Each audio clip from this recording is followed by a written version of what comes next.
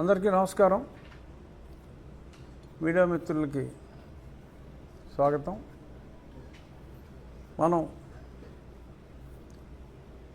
ఒక 6 రోజుల క్రితం అనుకున్నాం, ఒక సంకల్పం, ఒక అకౌంట్ ఓపెన్ చేసి 15 రోజుల ముందు ఒక సమితి ఫామ్ చేయాలి అనుకున్నాం.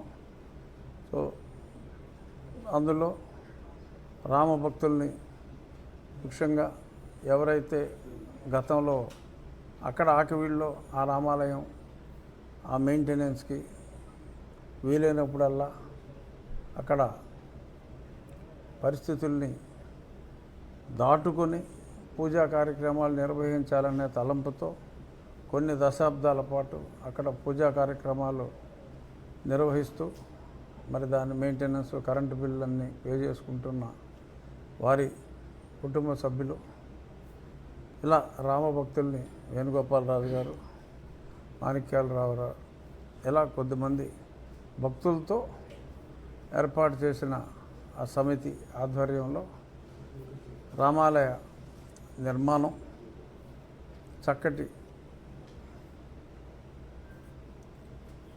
నల్ల రాతితో, కృష్ణశిల అంటారు ఆ నల్లరాయిని, చక్కటి కృష్ణశిలతో, స్థలం తక్కువైనప్పటికీ కూడా చక్కగా అందంగా ఉండేలాగా ఆ తక్కువ స్థలంలోనే శిల్ప సంపద ఉట్టిపడేలా పూర్తిగా రాతితో కొన్ని శతాబ్దాల పాటు చెక్కు చెదరిన విధంగా, చిన్నదైనప్పటికీ చక్కగా కొన్ని శతాబ్దాలైన చెక్కు చెదరిన విధంగా నిర్మించాలనే తలంపుతో మాణిక్యాలరావు గారిని అక్కడ కన్వీనర్గా ఉంచి ఆకివీడులోనే వారి నివాసం, ఆ గుడికి సమీప ప్రాంతంలోనే. సో ఈ అకౌంట్ ఓపెన్ చేయటం కెనరా బ్యాంకులో అద్భుతమైన ఆ స్పందన ప్రజల నుంచి వచ్చింది. రేపు ఇప్పటికే సుమారు 95 లక్షల రూపాయలు అందులో జమైనాయి. 100 రూపాయల నుంచి 10,000 రూపాయల వరకు భక్తులు వివిధ రాష్ట్రాల నుంచి, అలాగే వివిధ దేశాల నుంచి కూడా ఆ 10,000 రూపాయలు దాటకుండా కొందరు ఎక్కువ ఇస్తూ ఉన్నప్పటికీ కూడా వద్దు, మీ కంట్రిబ్యూషన్ 10,000 ఇవ్వండి సరిపోతుందనే ఫోన్ చేసిన వారికి కూడా చెప్పి 10,000 రూపాయలు మించకుండా అందరి వద్ద, అంటే ఇస్తా ఉన్న వారి వద్ద డైరెక్ట్గా ఆ అకౌంట్లో జమ చేయమంటం జరిగింది. కొందరు 10,000 రూపాయల చెక్స్ కూడా ఈరోజు కూడా తీసుకొచ్చి ఇవ్వటం జరిగింది. అవి కూడా రేపు ప్రజెంట్ చేసి, ముందుగా ఇంకా చాలామంది భక్తులు మేము ఒక ధ్వజస్తంభం, ఒక భక్తులు వచ్చి ఆ ధ్వజస్తంభాన్ని అంటే టేకు చెక్కతో ఉండే ఒక టేకు చెట్టు ఆర్ దానికి కొన్ని స్పెసిఫిక్ వృక్షాలు ఉన్నాయి. ఆ వృక్షం, ఆ మాను నిటారుగా ఉన్న ఆ మాను మేము ఆ దేవాలయానికి సమకూరుస్తామని చెప్పి కొద్దిమంది భక్తులు కూడా నాకు ఫోన్ చేయటం జరిగింది. సో అంచేత రేపు గుడి కట్టడం ఒక ఎత్తు, గుడి కట్టిన తర్వాత శాశ్వతంగా ధూపదీప నైవేద్యాలు వీటికి మెయింటెనెన్స్ చేయటం ఒక ఎత్తు. పూర్వం రోజుల్లో అంటే రాజులు కావచ్చు, లేకపోతే ఆ ఊర్లో దాతలు దేవాలయాలు నిర్మించినప్పుడు కొన్ని ఎకరాలు కూడా దానం చేసి వాటి మీద వచ్చిన ఆదాయంతో ఆ దేవాలయాలు నడిచేలా ఎన్నో ఏర్పాట్లు చేసేవారు.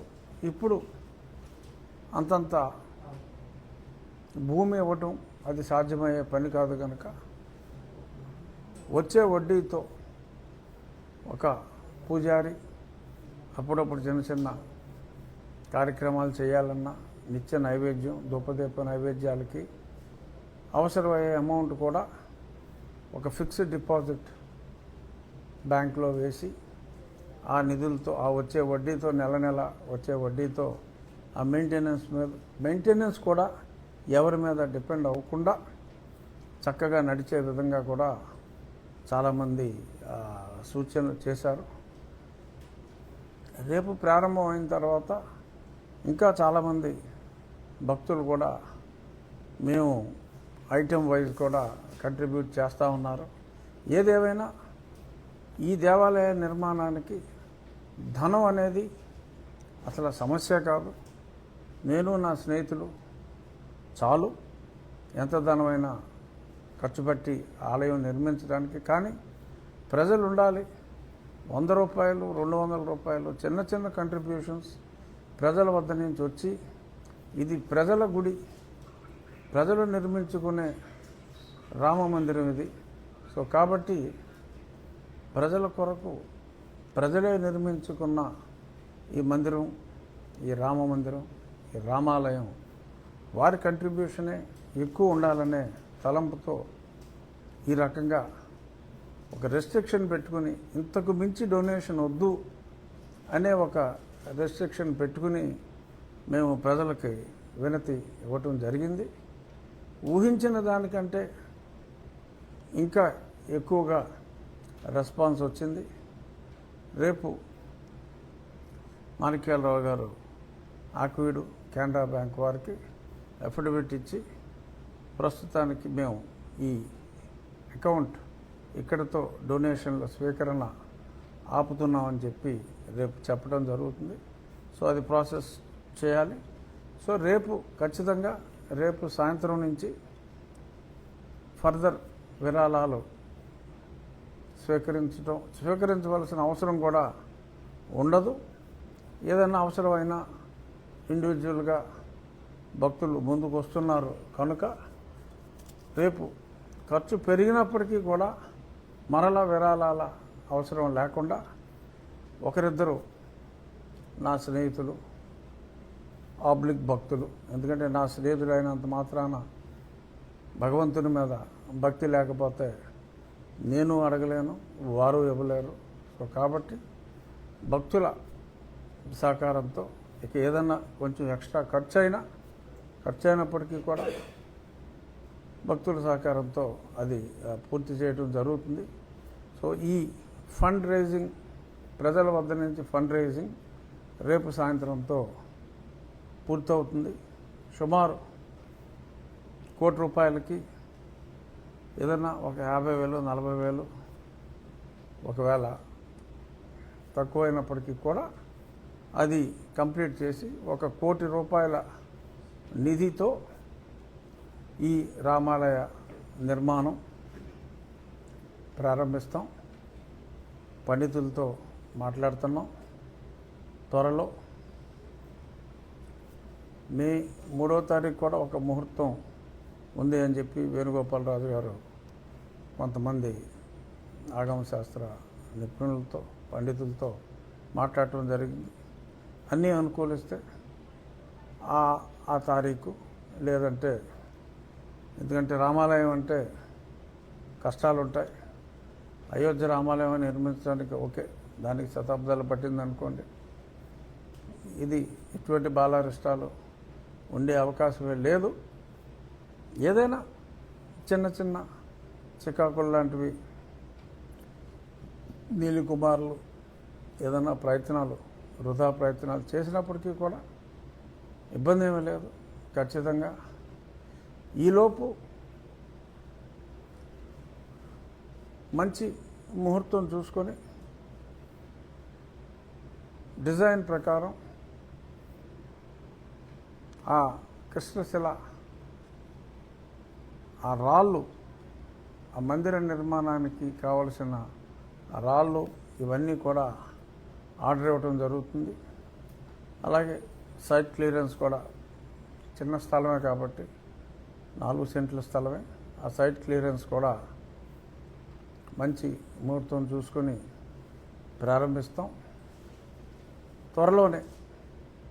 అంటే బేసిక్గా చాలామంది భక్తులు మాణిక్యాలరావు గారికి, నాకు కూడా ఫోన్ చేసి అడుగుతున్నారు, ఎప్పుడు పని ప్రారంభిస్తున్నారు అని ఎంతోమంది ఫోన్ చేసి అడుగుతున్నారు. నిర్మాణం ఎప్పటికి పూర్తవుతుంది అని అడుగుతున్నారు. అందుకనే ఈ ప్రెస్ మీట్. త్వరలోనే ఖచ్చితంగా శంకుస్థాపన చేయటం అనేది మే నెలలో జరిగినప్పటికీ పని ప్రారంభం అంటే రాళ్ళన్నీ కూడా అంటే మొత్తం శిలతో మనం చేసేది కాబట్టి ఆ రాళ్ళన్నీ కూడా వచ్చే వారం ఒక మంచి రోజు చూసుకొని 2-3 ఈ క్వారీ వాళ్ళతో ఆల్రెడీ సంభాషణలు చేస్తున్నాం. వారికి ఆర్డర్ ఇచ్చి ఆ పని సైమల్టేనియస్గా ప్రారంభం అవుతుంది. ఒకసారి మనం గ్రౌండ్ రెడీ చేసుకున్న తర్వాత ఒక 2 నెలల్లో ఆ రాళ్ళు రెడీ అయితే పాలిష్ చేసి ఆ డిజైన్ ప్రకారం అయితే మనం సైట్లో ఎరెక్షన్ చాలా త్వరితగతిన అవుతుంది. గతంలో అంటే సైట్లలోనే ఆ శిల్పులు టిక్కు టిక్కు టిక్కు టిక్కు కొట్టుకోవాల్సి వచ్చేది. ఇప్పుడు అటువంటి అవసరం లేకుండా డిజైన్ రెడీ అవుతాయి. ఈ వివరాలు తర్వాత మాట్లాడతా. మాకు అక్కడ ఒక దగ్గర ఎక్విప్మెంట్ అంతా ఉంది. అక్కడ ఒక దేవాలయ నిర్మాణం జరుగుతుంది. అక్కడే ఈ మనకు కావలసిన డిజైన్లన్నీ కూడా సైమల్టేనియస్గా తయారు చేసుకోవడం జరుగుతుంది. అవన్నీ కూడా సైట్కి వచ్చిన తర్వాత 3-4 నెలల కాలంలో త్వరితగతిన ఆ దేవాలయ నిర్మాణం కూడా ఉన్న టెక్నాలజీని కూడా వాడుకుంటూ ఆ దేవాలయ నిర్మాణం క్రేన్స్ చిన్నదైనా కూడా ఈ స్థలం చిన్నదైనా కూడా ఒక క్రేన్ సహాయంతో డిజైన్ ప్రకారం ఆ రాళ్ళన్నీ ఆ శిల్పాలన్నీ కూడా తీసుకుని వచ్చి శిల్పకళ ఉట్టిపడేలా వారు చెప్పింది. మా శివనాగిరెడ్డి గారు ఎవరైతే ఇదంతా కోఆర్డినేట్ చేస్తున్నారో స్థపతి గారు, ఆయన అయోధ్యలో కూడా ఆ మొత్తం ఆయన పురావస్తు శాఖలో కూడా నిపుణులు. అయోధ్య పురావస్తు శాఖ వారు చేపట్టిన దానికి ఒక లైబ్రరీ లాగా కూడా అక్కడ ఒక సంస్థలాగా పెట్టారు. అందులో కూడా ఆయన సభ్యులు. వారి ఆధ్వర్యంలోనే ఇదంతా జరుగుతుంది. దీన్ని స్పష్టంగా గతంలో కూడా చెప్పడం జరిగింది. వారి ఆధ్వర్యంలో వారి అసిస్టెంట్ సుధాకర్ సింగ్ అని ఆయన కూడా స్థపతి. సో ఆయన డైరెక్ట్గా ప్రతిరోజు ఆ సుధాకర్ సింగ్ నిరంతర పర్యవేక్షణలో శివనాగిరెడ్డి గారి పర్యవేక్షణలో 7 నుంచి 8 నెలల కాలంలో అంటే 0 డేట్ మనం ఏప్రిల్ 15వ తారీఖు మనం 0 డేట్ అనుకుంటే సో 9వ నెలలో 8 నెలలు పూర్తయ్యే లోపు 9వ నెలలో ఖచ్చితంగా పూర్తయ్యే అవకాశాలు చాలా ప్రస్ఫుటంగా ఉన్నాయి. ఇంకా ఫాస్ట్గా చేయడానికి కూడా ప్రయత్నం చేస్తాం. ఎందుకంటే ఒకసారి స్టోన్స్ అన్నీ వచ్చిన తర్వాత రాత్రి పగలు పెద్ద భేదం ఏమీ లేదు. నీట్గా ఫ్లడ్ లైట్స్ వేసుకుని సరైన దేవాలయ కార్మికుల్ని తీసుకుని వచ్చి ఇంకా ఫాస్ట్గా చేసే అవకాశం ఉంది. ఈలోపు దానికి వెళ్ళే దారులు ఆ రామాలయ ప్రాంగణానికి వెళ్ళే ఒక రోడ్డు ఈ ఆక్వీడ్లోంచి కాకుండా అలా ఐబీవరం నుంచి కూడా మార్గాలు ఉన్నాయి. ఆ 1-2 మార్గాలన్నీ కూడా చక్కగా అక్కడ డ్రైనేజ్ వ్యవస్థల కొన్ని లోపాలు అన్నీ ఉన్నాయి. అవన్నీ కూడా ఈ గుడి వలన అవన్నీ కూడా సరిచేసి ఆ చుట్టుపక్కల కూడా ఆ దేవాలయం ఎంట్రీ ఒక సైడ్ నుంచి వస్తే ఇంకొక సైడ్ నుంచి వెళ్ళేలాగా అవన్నీ కూడా కొంచెం ఆ వాతావరణం అంతా కాస్త ఆహ్లాదంగానే ఉండేలాగా, దేవాలయం అంటే ఒక పవిత్రమైన వాతావరణం కూడా అవసరం కాబట్టి మనశ్శాంతిగా ప్రార్థించుకోవటానికి అటువంటి ఇన్ఫ్రాస్ట్రక్చర్ కూడా ఆ ప్రాంతంలో ఉండేలాగా, అక్కడ ఓపెన్ డ్రైన్స్ అన్నవే లేకుండా ఉండేలాగా ఆ కృషి కూడా చేయడం జరుగుతుంది. ఇది మన ఎవరైతే కంట్రిబ్యూట్ చేశారో వేలాది మంది భక్తులు వారందరికీ రాబోయే 3-4 రోజుల్లో ఒక మంచి ముహూర్తం అడ్వాన్స్ ఆ రాళ్ళకి కృష్ణశిల ఆ క్వారీ యజమానులకి అడ్వాన్స్ ఇవ్వడం జరుగుతుంది. పని లిటరల్గా ప్రారంభం అవుతుంది.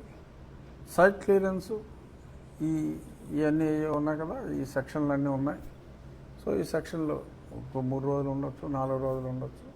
తర్వాత సైట్లో కూడా దేవాలయం పని ప్రారంభిస్తాం. దీనికి ఎవరు ఎటువంటి లిటిగేషన్లో పెట్టి అవకాశమే లేదు. అన్ని డాక్యుమెంట్స్లో చాలా స్పష్టంగా ఉంది. ఈ ఫసిలీ అంటారు, వీటిల్లో కూడా చాలా స్పష్టంగా ఇది ఎప్పుడుతో 1998 అందులో కూడా ఈ పర్టికులర్ సర్వే నెంబర్ ఇదిగో 4 సెంట్లు రామాలయం అని కూడా చాలా స్పష్టంగానే ఉంది. ఇది గవర్నమెంట్ రికార్డు 32 RSRలోనూ ఉంది. సో దీనికి రకరకాలుగా కొద్దిమంది అక్కడ మతం మారిన క్రైస్తవులు ఇంకా ఈ ముసుగులోనే ఉన్నట్టుగా నటిస్తూ కొన్ని కామెంట్స్ కూడా చేస్తున్నారు. ఏమి చేసినప్పటికీ అది అర్థం లేని శుష్క ఆర్గ్యుమెంట్. అది చాలా స్పష్టంగా గతంలో చెప్పినప్పటికీ మళ్ళీ చెప్తున్నా. ఒక 40-50 సంవత్సరాలుగా కరెంటు బిల్లు రామాలయం పేరు మీదే ఉంది. ఈ ఫసిలీలన్నీ కూడా రామాలయం అనే ఉంది. 32 డాక్యుమెంటు క్లియర్గానే ఉంది. ఆ దేవాలయం మీద కూడా అదే ఉంది. ఎవరెవరో మాట్లాడుతున్నారు. ఆడెవడో ఒకటి పిచ్చిగడ్డం వేసుకుని ఆ తణుకు నుంచి ఒకడు మాట్లాడుతూ ఉంటాడు. రామ్ భక్తుడు అంటాడు, నోటుకు వచ్చి చెత్తబాగుతూ ఉంటాడు. ఇంకెవరో ఒక ఆయన చూసా, మరి ఆయన పేరు నేను క్యాచ్ చేయలేకపోయాను. ఆయన ఏదో చెప్తూ ఉంటాడు. రఘురామకృష్ణరాజు ఏదో చాలా అన్యాయంగా ఆయన దళితులకున్న హక్కుని కాలరాచే ఏంటిది SC ST అట్రాసిటీ కేసులో కాలరాచే ప్రయత్నం చేస్తున్నాడు. రఘురామకృష్ణరాజు ఎవడండి కాలరాచే ప్రయత్నం చేయడానికి? డాక్టర్ బిఆర్ అంబేద్కర్ గారు 1950లోనే పేర్కోవడం జరిగింది. దానికి 1950 ఆగస్టు 11వ తారీఖు రాష్ట్రపతి అనుమతి ఇచ్చింది. అది చట్టంగా ఉంది. ఆ చట్టాన్ని అర్థం చేసుకోలేక కొద్దిమంది అర్థం చేసుకోలేకపోయారు. రాజకీయ నాయకులు కొద్దిమంది దానికి వక్రభాష్యం చెప్పారు. అలా నడిచింది. ఇప్పుడు అందరికీ అర్థమైంది. రఘురామకృష్ణరాజు అన్యాయంగా మాట్లాడుతున్నాడని కొంతమంది మాట్లాడుతున్నారు. నేను రాజ్యాంగంలో ఉన్నది చెప్పాను. మళ్ళీ మొన్న స్పష్టంగా సుప్రీంకోర్టు చెప్పిందే మళ్ళీ నేను చెప్పాను తప్ప ఇందులో రఘురామకృష్ణరాజు, మాణిక్యాలరావు, వేణుగోపాలరాజు గారు కొత్తగా తీసుకొచ్చి చెప్పింది ఏమీ లేదు. సో కాబట్టి విఘ్నులైన ప్రజలు ఇది అర్థం చేసుకోవాలని చెప్పి కూడా చాలా స్పష్టంగా చెప్తూ ఇక్కడ అది హిందువులకు సంబంధించిన స్థలము, క్రిస్టియన్లకు ఇందులో ఎటువంటి ప్రమేయము లేదు. గతంలో అక్కడ హిందువులుగా ఉన్నవారు మేము క్రిస్టియన్లుగా మారిపోయాము, అందుచేత అక్కడ రామాలయం బదులు మేము చర్చి నిర్మించుకుంటాము అంటే కుదరదు. అక్కడ బోల్డ్ చర్చిలు ఉన్నాయి. ఆ చర్చిలో మతం మారిన వారు ఓకే, ఎక్కువ శబ్దాలు చేయకుండా మైకులు ఎట్టేసి అదో ఎక్కువ గోల చేయకుండా వాళ్ళు ప్రార్థించుకోవచ్చు, తప్పులేదు. గుళ్ళోకి వెళ్ళిన వాళ్ళు ఏంటి మైకులు ఎట్టి ప్రార్థించుకుంటున్నారా? మౌనంగా దండం పెట్టుకుంటారు, ఏమైనా మనసులో కోరికలు ఉంటే కోరుకుంటారు, వచ్చేస్తారు. సో అలాగే పెద్ద పెద్ద మైకులు పెట్టేసి తెల్లడదామన అర్ధరాత్రి పిల్లలు చదువుకోవడానికి వీలు లేకుండా ఎవరో ఇందాక ఆ ప్రబుద్ధుడు మాట్లాడాడు. అతని పేరు నేను క్యాచ్ చేయలేకపోయా. ఏంటి మైకులు పెడుతున్నారని చెప్పి రఘురామకృష్ణరాజు గారు అంటున్నారు. అంటే మీరేమన్నా పెళ్ళిళ్ళు చేసుకుంటే మైకులు పెట్టుకోవట్లేదా అని ఒక వితండవాద ప్రశ్నలు వేశారు. పెళ్ళిళ్ళు చేసుకుంటే మైకులు ఎవడు పెట్టుకుంటున్నారండి? పెళ్ళిళ్ళు చేసుకుంటే ఓకే, ఆ మంత్రాలు ఆ పెళ్లి హాల్లో మంత్రాలు చదువుకుంటారు తప్పితే ఎక్కడైనా మంత్రాలు మైకు పెట్టి రోడ్ల మీద వినపడేలాగా ఎవరైనా మంత్రాలు చదువుకుంటున్నారా? పుల్లో అసలు మైక్ ఎవరు పెడుతున్నాడు ఇప్పుడు? సో ఇలా మాట్లాడటం అది సబబు కాదు. ఎవరి మతం వారు ఆచరించుకోండి. ప్రభుత్వం కొన్ని పరిమితులు పెట్టింది. ఒకవేళ మైక్ పెట్టినా దానికి 35 డెసిబెల్స్ అని పెట్టింది. ఆ 35 డెసిబెల్స్ లో ఉండాలి, కానీ సౌండ్ ఎక్కువ పెడుతున్నారని కంప్లైంట్ ఇస్తే వాళ్ళ మీద SC ST కంప్లైంట్ పెడతాం అని ఇలాగా ఒక రకమైన భయభ్రాంతులకి ప్రజల్ని గురి చేసి రుబాబుగా గడిపేశారు. అలాంటి రుబాబులు చెల్లవు అని డెఫినెట్గా ప్రజల్లో ఒక స్పష్టమైన అవేర్నెస్ అయితే వచ్చింది. ఇప్పుడు ఆ అవేర్నెస్ని ఎవరో ఆపలేరు కూడా. ఇన్నాళ్ళు అణచబడ్డ వర్గం ఏదైనా ఉందంటే అణచబడ్డ వర్గం ఎవరు? ఖచ్చితంగా బీసీలు, ఓసీలే అణచబడ్డారు. ఎవరికైతే రక్షణ ఉందని భ్రమించారో ఆ రక్షణ శిక్షించే అధికారం ఉందని వారు అనుకున్నారు. వారు చేతిలో పైకి ఓసీలు, బీసీలు కానీ దారుణంగా వారి హింసకి, దొంగ కేసులకి ఇక్కడ గురైన మాట వాస్తవం. సో కాబట్టి అటువంటి హింసలకి ఇంకెవరు మా బీసీ సోదరులు కానీ, ఓసీ సోదరులు కానీ, ఎస్సీ సోదరులు కానీ ఎవరో కూడా గురవరు. ఎస్సీలుగా చలామణి అవుతూ క్రిస్టియానిటీ తీసుకొని ఈ రకంగా కేసులు పెట్టి హింసించు వారికి ఆ రకంగా హింసించడం కుదరదు అనేదే నేను నిన్న ఒక టీవీ ఇంటర్వ్యూలో, 1-2 టీవీ ఇంటర్వ్యూల్లో కూడా చెప్పడం జరిగింది. చెప్తున్నాను, నేను క్రైస్తవ పాఠశాలలో చదువుకున్నాను, క్రైస్తవ కాలేజీలో చదువుకున్నాను. ఆ మతం అంటే నాకు ఎనలేని గౌరవం ఉంది. విశ్వాసం వేరు, గౌరవం వేరు. హిందూ మతం మీద విశ్వాసం, గౌరవం 2 ఉన్నాయి. క్రిస్టియన్ మతం మీద అది కులరహిత మతం. నాకు అసలు కులాల పట్టింపు లేదు కాబట్టి కులాల పట్టింపు లేని మతంగా నాకు క్రిస్టియానిటీ అంటే కూడా ఎనలేని గౌరవం ఉంది. సో కాబట్టి ఎటువంటి మిస్అండర్స్టాండింగ్ క్రియేట్ చేయడానికి ప్రయత్నం చేసిన కొందరు నీలి కుమారులు కొందరు నీలి కుమారులు ప్రయత్నం చేసిన ప్రజలు వారి మాటలు విశ్వసించవద్దని, మీకున్న హక్కు ఉంటే నిజమైన హిందూ దళితులకి ఎవరైనా తోటి హిందువు అట్రాసిటీ చేస్తే ఖచ్చితంగా మీరు కేసు పెట్టుకోవచ్చు. ఖచ్చితంగా మతం మారిన వారు ఎవరో కూడా ఎవరైనా కేసు పెడితే చెక్ చేయండి. ఖచ్చితంగా సమాధులు కూడా చెక్ చేయండి. చర్చ్ రికార్డు సెర్చ్ చేయండి. అన్ని ఊర్లోనూ రెగ్యులర్గా చర్చ్కి వెళ్ళే వాళ్ళు ఎవరో రికార్డు మెయింటైన్ చేసుకోండి. సమాధులు కూడా వెరిఫై చేసి ఏ ఊరికి ఆ ఊరోళ్ళ మీద పెడతారు కదా, ఆ ఊర్లో ఉన్న సమాధిలో ఎవరెవరి పేర్లు, వాళ్ళ తల్లిదండ్రుల పేర్లు ఆ సమాధిలో ఉన్నాయో చూడండి. ఆ చర్చికి వెళ్ళే వాళ్ళు 4 ఫోటోలు తీసుకోండి. అవన్నీ కూడా రికార్డు ఉంచుకోండి. రికార్డు ఉంచుకుంటే వారెవరికి కేసులు పెడతానికి లేదు. మనం మాట్లాడేది ఆ కేసుల వరకే మాట్లాడుతున్నాం.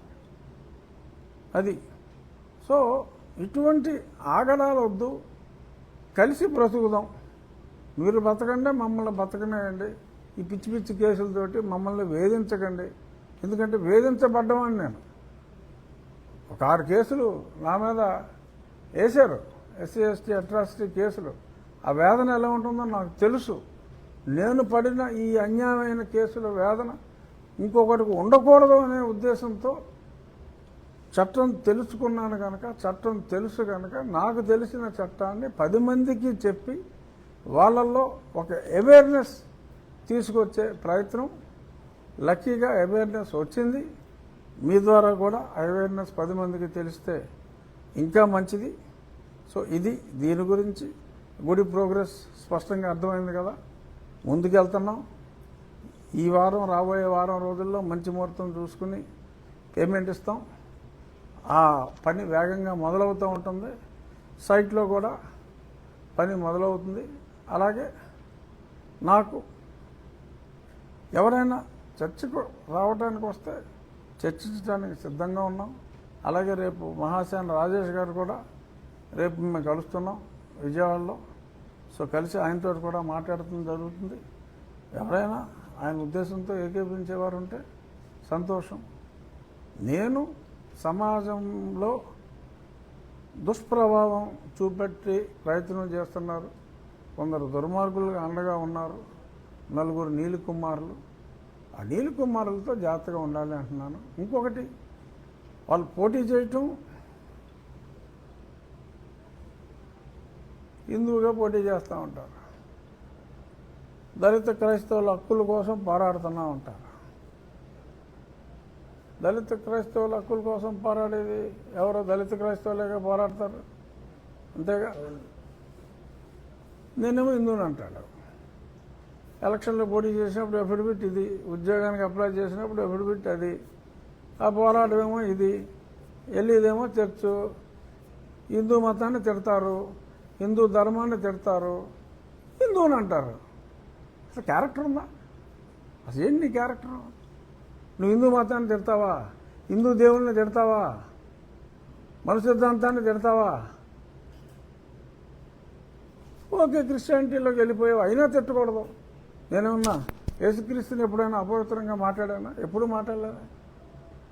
మీరెందుకు మా దేవుళ్ళని అపవిత్రంగా మాట్లాడుతూ మళ్ళీ వార్నింగ్లు ఏదైనా మాట్లాడితే మా జోలికి వస్తే కబడ్దార్, ఇటువంటి వార్నింగ్లు. సో ఇవన్నీ కరెక్ట్ కాదు. కుమారులు మారండి, మారకపోతే జనం మారుస్తారు.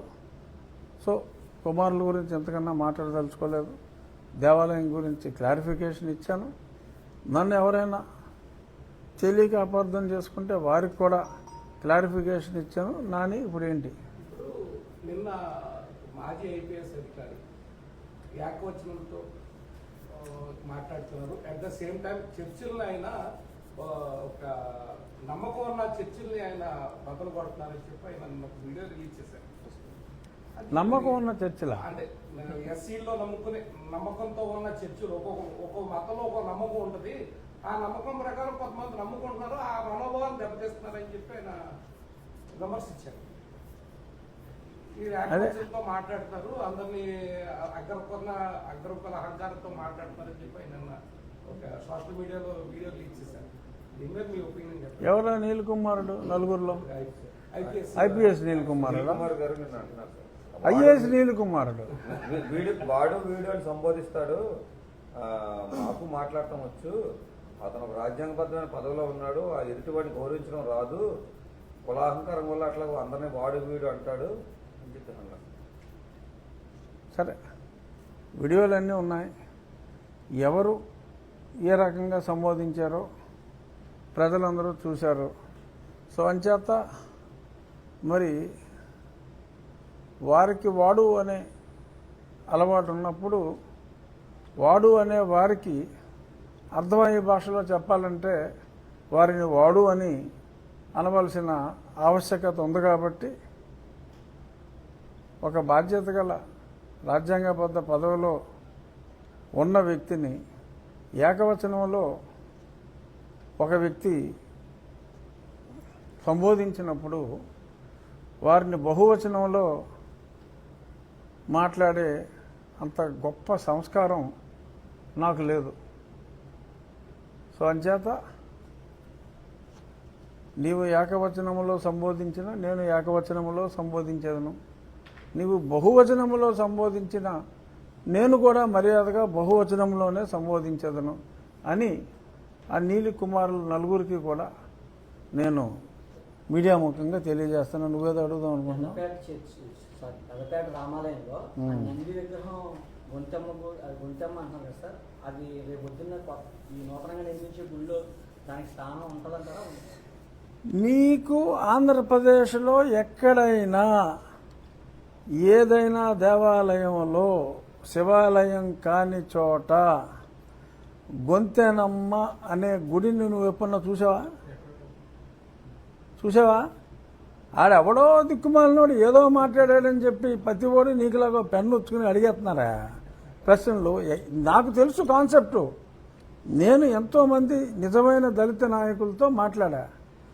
గొంతెనమ్మ పండగ అంటే అట్ల తద్ది రోజు ఒక నంది, మట్టితో ఒక నందిని తయారు చేసి దాన్ని ఊరేగించి, ఆ రోజుల్లో ఏదో చందాలు తీసుకునేవారు, ఊరేగించి పల్లకీలోనో వీలైనట్టుగా ఊరేగించి ఆ మరుసటి రోజు దాన్ని నిమజ్జనం చేస్తారు తప్ప మావుళ్ళమ్మ తల్లిలాగా, పేరంటాలమ్మ తల్లిలాగా, లేకపోతే ఇంకా పెద్దింట్లమ్మ తల్లిలాగా ఒక రూపముతో కూడిన అమ్మవారి స్త్రీమూర్తి రూపముతో కూడిన విగ్రహంతో ఉన్న దేవాలయం గొంతెనమ్మకి ఎక్కడా లేదు, ఉండదు. ఆ కాన్సెప్టే అది కాదు.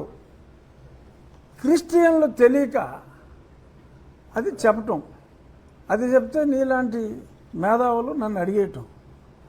అంచేత చాలా స్పష్టంగా చెప్తున్నా, ఒక రూపముతో గొంతెనమ్మకు గుడి లేదు. నంది విగ్రహంతో ఊరేగింపులు జరుగుతాయి అట్ల తద్ది రోజు, దానిని నిమజ్జనం చేస్తారు. సో అంచేత ఇప్పుడు లేని ఒక సంవత్సరంలో ఒకరోజు దళితులు పూజ చేసుకునే గొంతెనమ్మ గుడి పలానా దగ్గర పలానా రకంగా ఉంది గొంతెనమ్మ గుడి అని ఎవరన్నా మోడల్ చూపెడితే అప్పుడు ఏం చేయాలో ఆలోచించవచ్చు. లేని గొంతెనమ్మ గుడిని నేను ఎక్కడ క్రియేట్ చేస్తాను? ఖచ్చితంగా అలాగే రేపు రామాలయం కట్టిన తర్వాత కూడా అక్కడ ఎవరైనా ఈ మతం మారిన ప్రముఖులు మళ్ళీ తిరిగి హిందూ మతంలోకి వచ్చి మా గొంతెనమ్మకి నేను మళ్ళీ పూజ చేస్తాను అని అంటే చక్కగా అట్ల తద్ది రోజు పూజ చేసి ఆ నందిని తీసుకొచ్చి రామాలయంలో ఉంచి ఈ రామాలయం నుంచి తీసుకెళ్ళి చక్కగా నిమజ్జనం చేసుకుంటానంటే వారికి కావాల్సిన అన్ని ఏర్పాట్లు మాణిక్యాలరావు చేస్తాడు, మేము చేస్తాం. ఉత్సవంలో దళితులే పాల్గొవాలని లేదు, మేము పాల్గొంటాం ఖచ్చితంగా. అంచేత ఎవరో మాట్లాడతాడు, ఎవరో టీవీ ఛానల్స్లో వేసేస్తారు అదే గొంతెనమ్మ గుడి అంట, అసలు చర్చ్ అంటాడు ఇంకోడు, సత్రం అంటాడు ఒకడు, సత్రంలోనంట ఏమ్మా మేము ఒక రాముడు బొమ్మ పెట్టుకుంటామమ్మా అని అడిగారంట, బతిమాలాడంట ఎవరినో, పెట్టుకోరా అన్న అంట. పెట్టుకోరా అంటే ఆడు పెట్టేసుకుని ఆడు కరెంటు బిల్లు కట్టేసుకుని అంటే 50,000 నుంచి కరెంటు బిల్లు కట్టేసుకుంటున్నా అంట. 50,000 క్రితమే అదేమో రికార్డులోనేమో రాయించేసుకున్నారంట. అదేమో ఇప్పుడు నాదంటున్నారు. నాకంతా నా బాల్యం అంతా నాకు గుర్తొచ్చేసింది అని ఎవడెవడో ఏదో వాగేయటం, ఆడ వాగేసిందని ఇంకెవడో ఛానల్లో వేసేయటం, వేసేస్తే ఇంకొక క్రిస్టియన్ ఛానల్స్లో దాని గురించి రఘురామకృష్ణరాజు అన్యాయంగా మాట్లాడుచుంటాడు. అచ్చట దేవాలయము లేదు, ప్రాచీన చర్చ్ క్వీన్ ఎలిజబెత్ ఇచ్చినది, లేకపోతే ఇంకేదో క్వీన్ చార్లెస్ ఇచ్చాడు, ఇలాగేదో మాట్లాడేస్తున్నారు. అది తప్పు. అక్కడ ఉన్నది రామాలయం, దాని మీద కూడా రాసుంది 32లోనే గుడి అని ఉంటే చర్చ్ ఎందుకు అవుద్దా? గుడి అంటే చర్చ్ కాదు కదా. అండ్ నేను చెప్తున్నా, గొంతెనమ్మకి గుడి అనే కాన్సెప్ట్ లేదు. గొంతెనమ్మ ఆ రోజు తీసుకొచ్చి ఉంటుంది ఏదో ఒక రామాలయంలోనే ఎక్కువ. ఇక్కడ చిన్నమేరం రామాలయంలో ప్రతి సంవత్సరం అట్ల తద్ది రోజు గొంతెనమ్మని ఊరేగిస్తారు. అలాగే మోగల్లో ఉంది గుడి, రామాలయమే, అక్కడ కూడా గొంతెనమ్మని తీసుకొచ్చి ఆ అట్ల తద్ది రోజు నిమజ్జనం చేస్తున్నారు. ఎక్కడ జరిగినా అలాగే జరుగుతుంది. సో అంచేత వీళ్ళేదో మాట్లాడుతున్నారు. సో మాట్లాడేది కరెక్ట్ కాదు. ఉడత ఊపులకు ఇంకా బెదిరే వాళ్ళు ఎవరు లేరు. యాక్టివిటీ అని దొంగ కేసులు పెట్టేయటం, దొంగ కేసులు పెట్టకపోతే పోలీసు మీద కూడా కేసు పెట్టేస్తాను జాగ్రత్త ఎస్ఐ అంటే అల్లు భయపడిపోవటం, ఎందుకు వచ్చిందిరా బాబు ఇవని.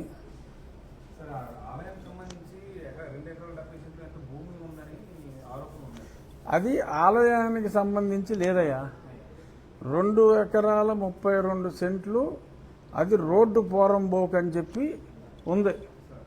అది ప్రభుత్వ భూమి. ప్రభుత్వం తరపున మేము దాన్ని స్వాధీనం చేసుకున్నాం. ఇప్పుడు కాదు, అసలు ఈ రామాలయం ఉందని నాకు తెలియక ముందే సంవత్సరం క్రితం నేను ఎమ్మెల్యే అయిన కొత్తలో దానికి ఎవరో హైవరం రోడ్లో ఆ ఇల్లు తీసేటప్పుడు అక్కడ స్థలం ఉందంటే ఎవడో వచ్చాడు, ఏదో సమ్ మిషనరీస్ వాడు. నాకు ఎలిజబెత్ ఇచ్చిందండి, చార్లెస్ అమ్మమ్మ వీళ్ళ తాతయ్యకి ఇచ్చాడంట. చార్లెస్ అమ్మమ్మ, ప్రిన్స్ చార్లెస్ అమ్మమ్మ ఇక్కడ ఒకటి తాతయ్యకి ఇచ్చాడంట. అది మాదండి అని చెప్పి కూర్చున్నారు వీళ్ళు. అదే క్లియర్గా రికార్డు అంతా ఉంది. సో మళ్ళీ ఏదో కోర్టుకు వెళ్ళారు. కోర్టుకు వెళ్తే మళ్ళీ రిపోర్ట్ అడిగారు. ఎంఆర్ఓ గారు క్లియర్గా రిపోర్ట్ ఇచ్చారు. దాని మీద మళ్ళీ తహసీల్దార్ నుంచి ఆర్డీఓగా అప్పీల్కి వెళ్ళారు. ఆర్డీఓ గారు కన్ఫర్మ్ చేశారు ఇది గవర్నమెంట్ ల్యాండ్ అని. తర్వాత జేసీ గారి దగ్గరికి వెళ్ళారు, అది కూడా కన్ఫర్మ్ అయింది. సో ఈ రిపోర్ట్ అంతా కూడా కోర్టుకి ఇవ్వడం జరిగింది. ఖచ్చితంగా కోర్టు వాళ్ళు ఒక డాక్యుమెంటు ఏయో సరిహద్దులు వేశారు, సర్వే నెంబర్ వేయలేదు.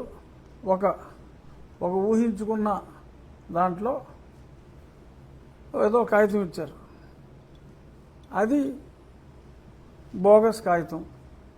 అది స్పష్టంగా ప్రూవ్ అయింది. అది ఈ ఆలయాన్ని కాదు, క్వీన్ ఎలిజబెత్ ఇచ్చింది కాదు, విక్టోరియా రాణి ఇచ్చింది కాదు, గవర్నమెంట్ రోడ్డు పోరంబోకు అంటే అది ప్రభుత్వ భూమి. ఆ భూమికి మేము ఫెన్సింగ్ వేసాం, పరిరక్షించాం. ఎవడో చర్చోడు మాదని వెళ్ళాడు. అది రెవెన్యూ రిపోర్ట్ అడిగారు, అది రేపో మాపో దాన్ని కొట్టేస్తారు. ఈలోపు ఎవరో ఈ మధ్యన ఒక ఆయుధం అయిపోయింది. ఎవరో వెళ్ళి ఒక రాత్రి కాడ అక్కడ ఒక అంబేద్కర్ విగ్రహం కూడా పెట్టారు. ఏమవుతుంది, అంబేద్కర్ అందరికీ పూజనీయుడే, విగ్రహం పెట్టారు. రేపు పొద్దున అక్కడ ఏమైనా కన్స్ట్రక్షన్ వచ్చినప్పుడు ఆ విగ్రహం అడ్డంగా ఉంటే ఇంకో పక్క తీసి పెడతారు. ఇప్పుడు అక్కడే సెంటర్లో పెట్టారనుకో, సెంటర్లో బిల్డింగ్ రావాలనుకో, చక్కగా ఆ విగ్రహం తీసి ఇంకో పక్కన పెడతారు. అందరికీ పూజ చేసుకోవడానికి వీలుగా, అందరికీ దండలేయడానికి వీలుగా ఇంకో పక్కన పెడతారు. అంతే. ఏంటంటే ఆక్రమించుకోవాలంటే ఓ జీసస్ బొమ్మ లేకపోతే ఇంకో బొమ్మ పెట్టేస్తే అడ్లిపోతారు జనం, ఎవరో దాని జోలికి రారు అనే ఒక భ్రమలో ఉన్నారు. మీకన్నా మీరు పూజించే వ్యక్తి మాకు పూజనీయుడే, మీకన్నా ఎక్కువ గౌరవం మేమిస్తాం అని చెప్పి ఒక మంచి మెసేజ్ ఇచ్చి అక్కడున్న విగ్రహం రేపు రాబోయే మున్సిపల్ ఆఫీసు ఏదో కట్టాలనుకుంటున్నాం. సో మున్సిపల్ ఆఫీస్కి మెయిన్ బిల్డింగ్ అడ్డంగా ఉంటే ఆ విగ్రహం తీసి ఇంకో పక్కన ఎంటర్ అయిన వాళ్ళల్లో వచ్చి ఆయనకు దండం పెట్టుకుని ఆయనకు పూలమాల వేసి ఆఫీసులోకి వెళ్ళటానికి వీలుగా పెట్టుకుంటాం. అంతేగాని అంబేద్కర్ విగ్రహం అక్కడ సెంటర్లో పెట్టేస్తే ఎవడో సాగు తెలివితేటలతో అక్కడ బిల్డింగ్ కట్టేయటం మానేయం కదా. అది సో అంచేత అటువంటి తెలివితేటలు ఉన్న వాళ్ళకి కూడా మీ ద్వారా తెలియజేస్తున్నాం. సార్ చెలో ఆర్పిడ్ అని చెప్పి రోజు కార్యక్రమం నిర్వహించడం జరిగింది.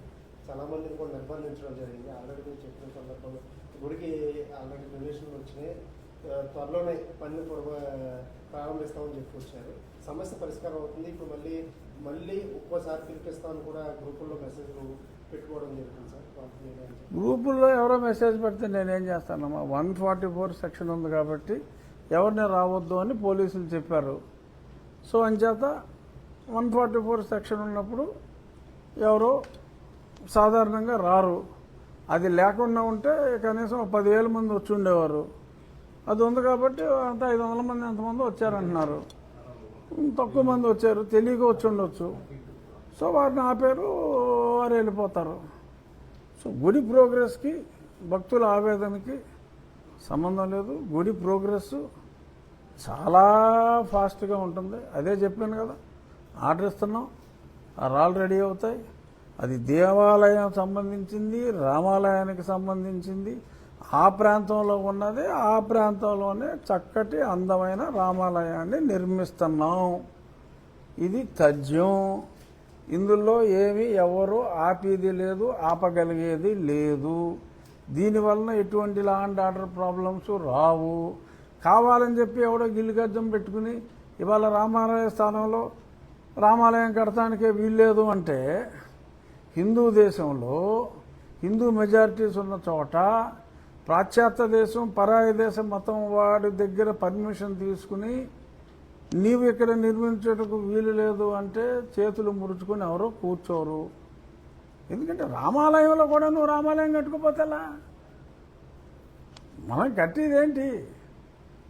ఒక రామాలయం శిథిలం అయిపోయింది కాబట్టి ఇంకొక చక్కటి రామాలయం అక్కడ నిర్మించుకుంటాం అంటున్నాం. రామాలయం స్థానంలో రామాలయం. సో అంచేత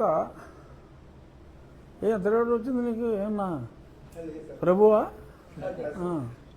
113 చర్చిలకి మీరు ఆల్రెడీ అనధికారికంగా కొనసాగుతున్న చర్చిల్ని తీసేయమని నోటీసులు ఇచ్చేస్తారు. అవి ఎప్పుడు అసలు అవకాశం ఉంది సార్? కాదండి, ఆధికారికంగా నడిచే చర్చలు కాదు, అనధికారికంగా. తెలుగు కూడా రాకపోతే ఎలా మీరు జర్నలిస్టులు? అనధికారికంగా అంటే అది మంచి పద్ధతి కాదు. అనుమతి తీసుకుని నడుపుకోమని చెప్తున్నాం. చూద్దాం, అనుమతి తీసుకుంటారేమో. అంచేత ఈ చర్చలు ఇప్పుడు అనవసరం. సో అనవసరమైన చర్చ అవసరమైన సమయంలో మరీ అనవసరం కాబట్టి ఇక్కడితో ముగించేద్దాం. Thank you.